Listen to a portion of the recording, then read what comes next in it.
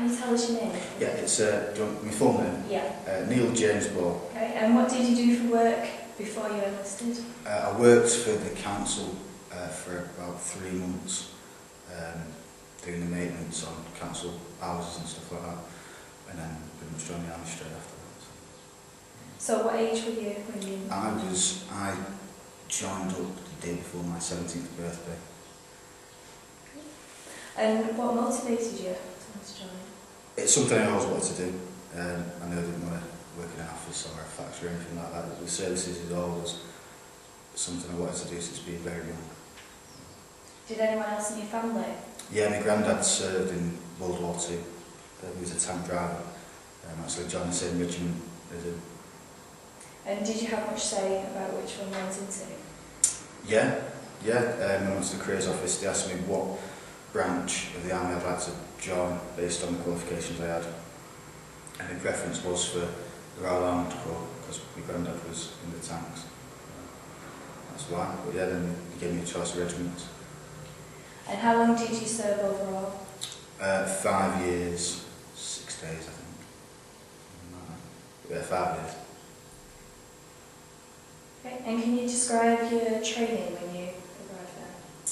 Yeah, I did my basic training at Winchester for 14 weeks. The first 3 weeks was the basics, how to march, how to iron your uniform and all that stuff, fitness. And then you get, after 3 weeks you get into the training proper. Weapon handling, tactics, discipline, first aid, nuclear, biological and chemical warfare training, fitness, lots and lots of fitness. Yeah, and then after 14 weeks I had the passing out parade, which was one of the proudest days of my life. So was it everything you expected, or was it a bit of a shock to the system? It was definitely a culture shock. I was a lot more homesick than I thought I would be. The actual training was enjoyable because I started my training in 1999, and obviously all the films that you've seen where people do basic training, it's pretty much like that. But yeah, it was good. It was really good. I still speak to people now that I was in training. So you made lifelong friends? Yeah, definitely. So how many men and women were you training with? In my platoon there was about 40 of us. On my pass-out parade there was about 120 odd different units and different arms of the service. When I joined, Winchester was the training depot for the Royal Armed Corps, the Light Division, which isn't around anymore, the Royal Military Police, and the Army Air Corps. So everybody that go into any of them places would have trained at Winchester. I think it's all changed now. After the passing out parade I had, I think, a week off, and I went to Bovington to do my Phase 2 training, or trade training, which is learning everything about the tank, the Challenger 2.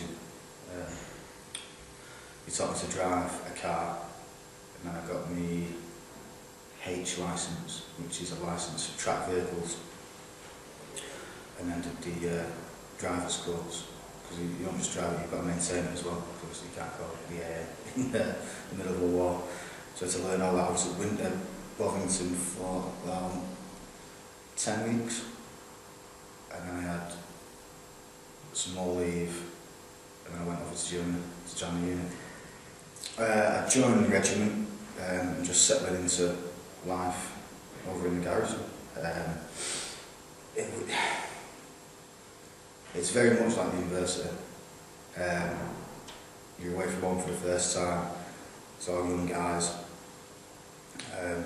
You're all earning good money. Yeah, it was a grand laugh. First time living away from home, probably I was 18. No, I was 17 when I first got to Germany. I was 18 as soon as I got there. Yeah, it was good. I enjoyed it. I really do look back on it with fondness. yeah, what was it, the coming of age kind of thing. But yeah, it was good. Obviously, the Cold War made the British Army the Rhine, all the British forces stay out there. But the Cold War was well and truly over by the time I joined. So I think it was just, that's the way it was. So, yeah. So what was your day-to-day routine like? It was like a 9 to 5 really. We'd have the first parade at about 8:30, and then we'd work on the tanks, maintain them, and this, that and the other. We'd do PT, physical training, 3 or 4 times a week.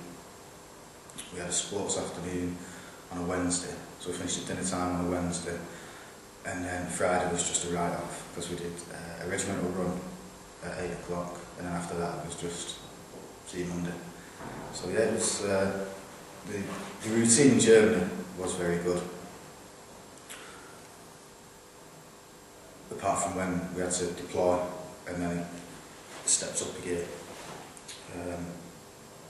Went to Kosovo in February 2001 for 6 months. So I had to do all the build-up training for that. You know, all the scenarios and things like that. Working with an interpreter, mine clearance, all that kind of stuff. Basically, theatre-specific training. And they got guys that had just got back to come and train us and tell us what would be going on and all that stuff. So how much warning were you given before you went to Kosovo? Well, it'd been in the planning for a while by the time I got to the regiment. So just going back a minute, what were you sent to Kosovo to? Just peacekeeping. So obviously, after the war in Kosovo, it was just a desolate place. So it was like police, emergency services, everything. Just peacekeeping and humanitarian stuff, water, food, all that kind of thing. It was very interesting working with all the different agencies, the UN, Red Cross, all that kind of thing. So was it quite a big culture shock going there after Germany? Yes, yeah, because it was a semi-third world country, and just you don't realise how lucky we don't realise how lucky we are in this country. We really don't. We've got running water, we've got electricity, we've got the police, the fire brigade, ambulance service, the NHS. Over there, if you burn yourself or broken arm, you're knackered because there's no hospitals or ambulances or anything. So yeah, we're very, very blessed in this country. And when you go out and see the other half of how other people live, it's a big, big culture shock. Sometimes it can be quite upsetting.